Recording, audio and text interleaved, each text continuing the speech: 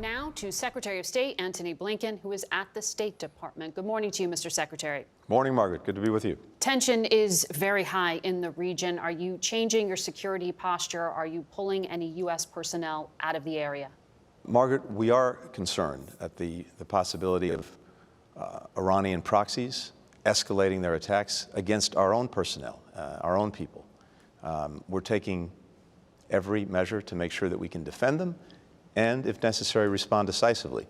Not at all what we're looking for, not at all what we want, but we'll be prepared if that's what they choose to do. So that sounds like quite possibly pulling people out. In terms of the threat from Iran you just referenced there, President Biden in his Oval Office address said that the U.S. would hold Iran accountable. What does accountable mean?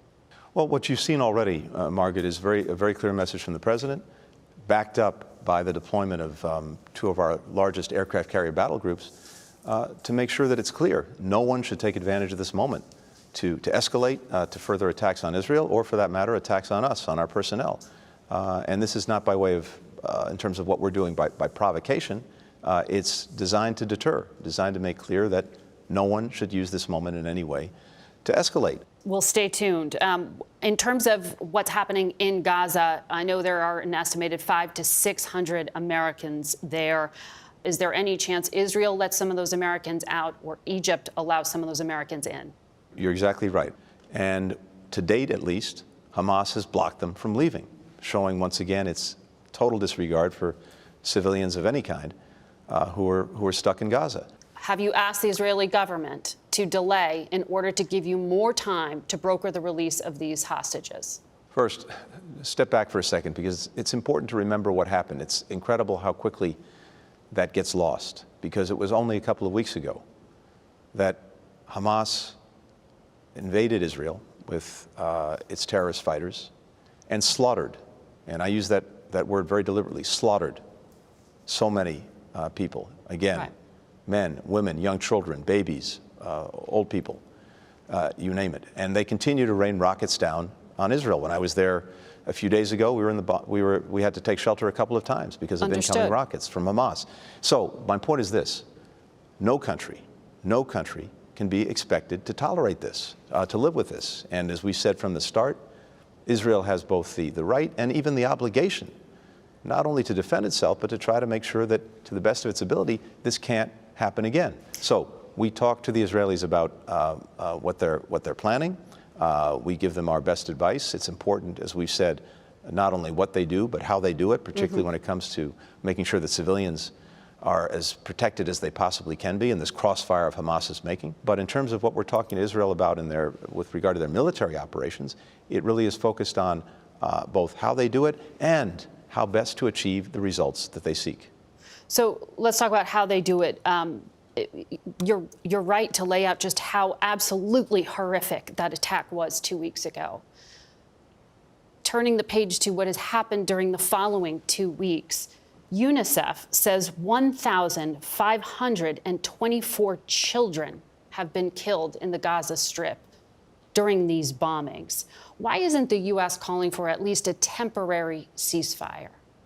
First, Margaret, when I hear the stories, when I see the pictures of young children who have lost their lives in this conflict of Hamas is making, whoever they are, wherever they are, whether they're Palestinians, whether they're Israelis, whether they're Jews or Muslims, it hits me, and I know it hits virtually everyone, right in the heart. And that's why it's so important to do everything possible to protect them, and why it's so important to do everything possible to get assistance to those who need it. So why not ask for at least a temporary pause in the bombing, as was proposed at the UN this week? We've seen, first of all, that in order to get assistance in, we've had that happen. And you saw the first 20 trucks go in yesterday. I expect more will follow today and the day after that. We want to make sure that we have sustained delivery of food, medicine, water, the things that people need. At the same time, I said something a minute ago that we have to remember. Israel has to do everything it can to make sure this doesn't happen again. Freezing things in place where they are now would allow Hamas to remain where it is and to repeat what it's done sometime in the future. No country could accept that. One of my colleagues who is on the ground in Israel and has traveled to the West Bank conducted an interview with Mr. Mustafa Barghouti, a Palestinian politician I'm sure you know. He said he doesn't understand why President Biden, when he was in Israel, did not say, enough is enough. You wanted to respond and you responded. You killed 4,000 Palestinians. Stop. Instead, you're encouraging a ground invasion. How do you respond to enough is enough? Enough is enough should have been the case with Hamas 2 weeks ago. It would be good to hear the entire world speaking clearly and with one voice about the actions that Hamas took, about the slaughter of people, about the fact that that should be absolutely intolerable, unacceptable to anyone, anywhere, any country, any people.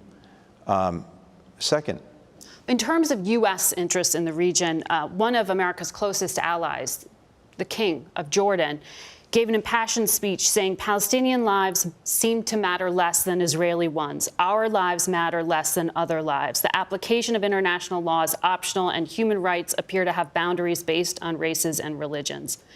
That's a warning from one of America's closest friends in the region that this is a dangerous message to be sending, and it could have blowback. Are you concerned? Margaret, every life, Palestinian, Israeli, Jewish, Muslim, Arab, every life has equal worth. When I see the reports, when I see the photographs, when I hear the stories of young children, Palestinian children, who've been killed or injured, it hits me right in the gut too, just as it does when I see these other stories, wherever it is. We had here in our own country a little boy, 6 years old, Wadi, in Chicago, who was viciously murdered, apparently because he was a Palestinian American. A little boy, 6 years old, didn't do anything to anyone. I feel that strongly across the board, no matter where it is. But this is on Hamas. And the fact is, Hamas doesn't represent the Palestinian people. It doesn't represent their just cause. It doesn't represent their aspiration, and legitimate aspiration for a state of their own. On the contrary, it does everything to make life worse and more miserable. Does the U.S. assess that it is actually possible for Israel to destroy both Hamas as an entity and its ideology? Is it actually a military possibility?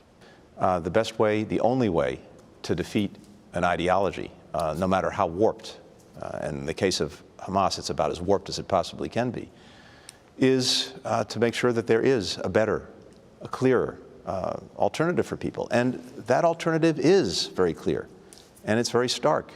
We have, on the one hand, countries throughout the region who want to come together to integrate, to normalize relations, and to lift up the rights of the Palestinian people, to be able to have a future where they work together, go to school together, do business together, travel to each other's countries. That's one vision. Yes. The other vision is the vision that Hamas has: death, destruction, nihilism, darkness. Now, the responsibility that those of us who believe in the first vision have is to do everything possible to make it real, so that people not only see it, but they can achieve it. That's exactly what we were working on before this horrific attack on October 7th. And that's the vision that we need to get back to. Okay. But at the same time, we also have to deal with the fact that Hamas represents an active, ongoing threat, and that has to be dealt with too. Mr. Secretary, thank you for your time this morning. Thanks, Margaret.